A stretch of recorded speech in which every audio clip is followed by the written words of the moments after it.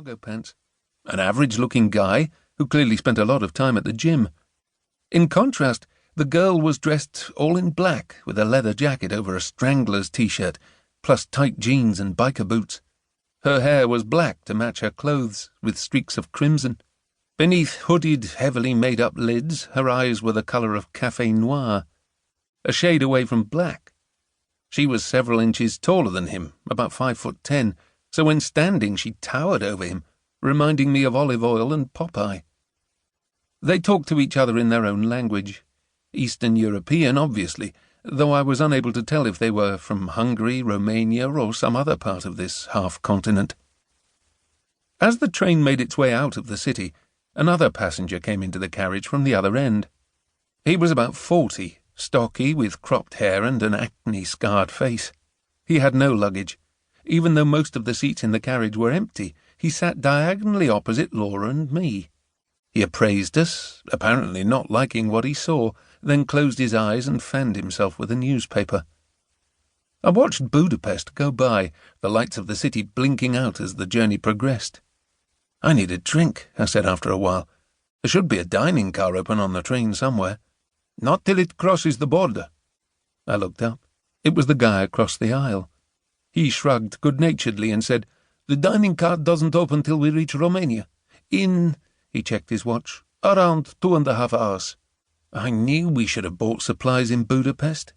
"Don't worry," he said, jumping to his feet. "We have plenty." He fished a heavy carrier bag out of his luggage and crossed the aisle to sit opposite us.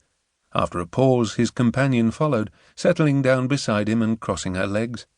He cracked open 2 cans of Hungarian lager and passed them to us before we could protest. "I'm Ion," he said, opening 2 more cans and taking a sip from his. "And this is Alina." Chapter 2.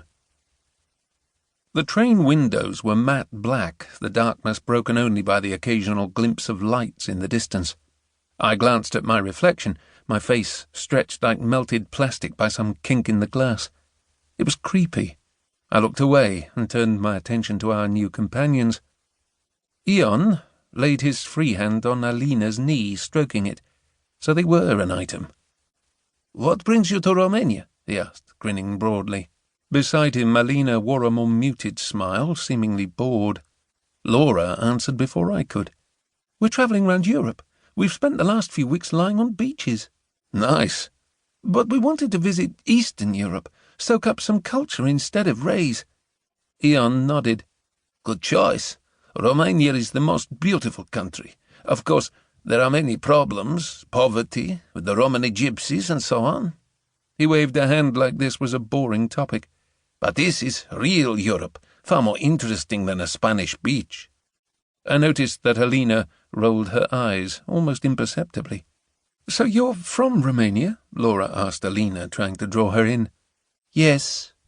Laura waited, but no more words were forthcoming. "She's from Sibiu," Ion said. "That's where we're heading now, to see her folks. I can't wait to see if Alina's mum is as smoking hot as her daughter." I smiled.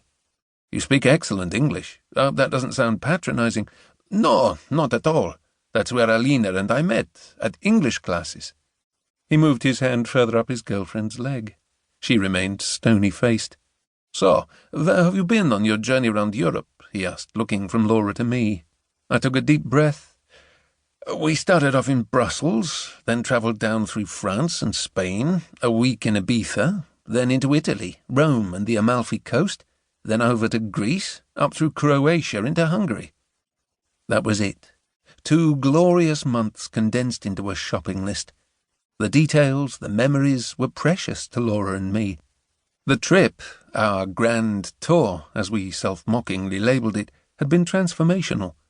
Being typical tourists on the Eiffel Tower and round the Louvre, people watching and feeling all the knots in our muscles untie themselves as we finally relaxed after what had been an intense period back home.